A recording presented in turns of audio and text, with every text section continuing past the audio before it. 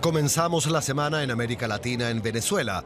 El movimiento opositor Frente Amplio Venezuela Libre entregó una carta a la Oficina de las Naciones Unidas en Caracas el lunes para pedir ayuda ante la crisis humanitaria y solicitar que la organización no avale las elecciones del 20 de mayo.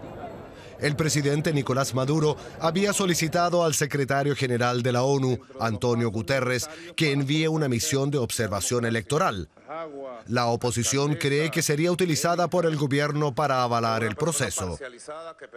El presidente venezolano asegura que Estados Unidos también está presionando a Guterres para que ignore el pedido. Por su parte, la administración Trump ya adelantó que no reconocerá los resultados. El coordinador de la ONU en Honduras, Igor Garafulli, afirmó que existe voluntad de iniciar el diálogo para superar la crisis política y social que vive el país. Su líder, Salvador Nasralla, mantiene que le fue arrebatada la victoria en las urnas por parte del actual ejecutivo. Las elecciones del pasado 26 de noviembre dividieron a Honduras ante las denuncias de fraude por parte de la oposición.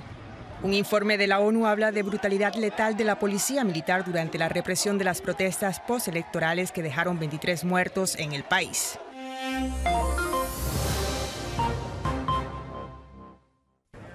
Donald Trump reiteró uno de los emblemas de la campaña que le llevó a liderar la Casa Blanca. El muro con México se pagará por sí solo, reduciendo la cantidad de inmigrantes en situación de ilegalidad que, según él, traen crimen, drogas y se aprovechan de los subsidios de desempleo. Así lo aseguró durante su viaje a la frontera con México, donde evaluó los prototipos para la construcción del muro. Desde el lunes, autoridades locales y civiles iniciaron protestas en diferentes localidades fronterizas contra la visita y los planes de Trump.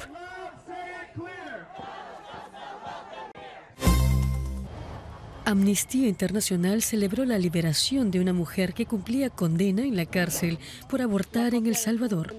La organización exigió la despenalización del aborto y que las encarceladas por situaciones similares sean liberadas. De los 30 años a los que estaba condenada, Mayra Figueroa cumplió 15. El martes recuperó su libertad tras un dictamen favorable de la Corte Suprema de Justicia. El Salvador mantiene una prohibición absoluta de la interrupción del embarazo y penaliza a las mujeres que se someten a un aborto. En Venezuela, el Servicio Bolivariano de Inteligencia detuvo al exministro del Interior, Miguel Rodríguez Torres. Según un comunicado del gobierno, el exfuncionario crítico de Nicolás Maduro planificaba acciones criminales en las que se incluían actos armados y conspiraciones contra la Constitución. Rodríguez había sido inhabilitado políticamente en febrero para participar en las elecciones presidenciales. El Papa Francisco cumplió el martes 5 años al frente de la Iglesia Católica. El 13 de marzo de 2013, el argentino Jorge Bergoglio se convertía en el primer Papa latinoamericano. Tras la histórica renuncia de su antecesor Benedicto XVI, la fumata blanca traía la buena nueva. El Papa asumía la tarea de guiar a 1.200 millones de católicos en el mundo. En estos 5 años ha tratado de renovar la imagen del catolicismo y también ha recibido críticas de los que consideran que su discurso de progreso no corresponde con sus actos al frente de la Iglesia.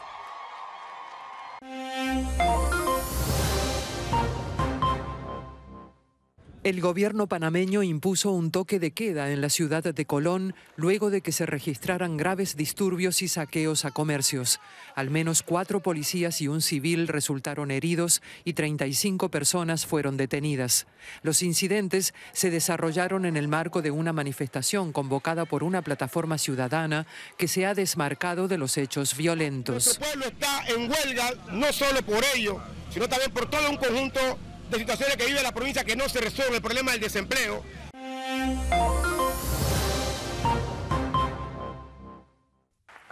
Las políticas proteccionistas de Donald Trump y la incertidumbre electoral en América Latina marcaron la agenda del Foro Económico Mundial que se llevó a cabo desde el miércoles hasta el jueves en Sao Paulo. La batalla contra la corrupción fue otro de los temas centrales de la edición latinoamericana de Davos. Un asunto que afecta a sectores de la política latinoamericana, incluido el propio presidente brasileño Michel Temer y a varios de sus ministros. Temer, por su parte, manifestó su preocupación por las consecuencias que podrían acarrear para la economía global los aranceles impuestos por el presidente estadounidense Donald Trump al aluminio y al acero. Más de 750 líderes de 40 países participaron en este encuentro, en el que se trataron también otros asuntos de importancia para la región, como liderazgo responsable, el uso de la tecnología para el desarrollo económico y social o la igualdad de género. En Quito se retomaron los diálogos de paz entre el gobierno colombiano y el Ejército de Liberación Nacional. Las negociaciones suspendidas hace 2 meses por el presidente Juan Manuel Santos se reanudaron con varios objetivos sobre la mesa.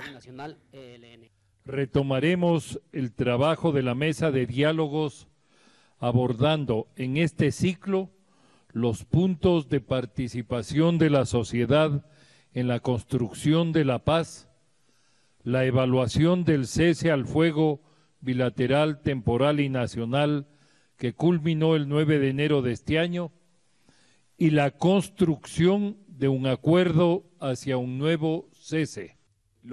Ambas delegaciones coincidieron en que el anterior alto al fuego tuvo defectos, pero también aspectos positivos. Las dos partes se mostraron favorables a lograr un nuevo acuerdo.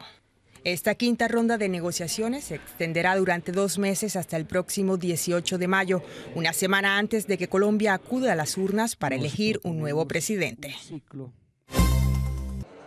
Dignificar a las víctimas. Ese es el principal objetivo de la Jurisdicción Especial para la Paz que se estableció el jueves en Colombia. Es un momento histórico que marca el punto de partida de lo que significa para un país como este sanar heridas desde el reconocimiento de la verdad y la responsabilidad y desde el ejercicio paulatino que significa construir, por dolorosa que sea, esa verdad cuyo conocimiento nos va a permitir no repetir una historia que ha sido tan dolorosa y tan cruenta para el país. La nueva jurisdicción investigará y juzgará los crímenes cometidos en el conflicto armado con la ya desmovilizada guerrilla de las FARC. Comienza a funcionar después de que el secretario ejecutivo del organismo recogiera las solicitudes de casi 6.500 personas. 7 de cada 10 de ellas son guerrilleros. Si nosotros queremos contribuir precisamente al establecimiento de una paz duradera en nuestro país, a que nos reconciliemos, a que empecemos a mirarnos como un todo y no como parte precisamente de grupos o de bandos opuestos, yo creo que nuestro país va a empezar a caminar por la senda de la paz duradera que se persigue en realidad con esta jurisdicción. Este mecanismo de justicia transitoria, considerado una de las columnas vertebrales del proceso de paz, estará en funcionamiento durante al menos 15 años, con los objetivos centrales de esclarecer la verdad y apoyar el proceso de reparación a las víctimas.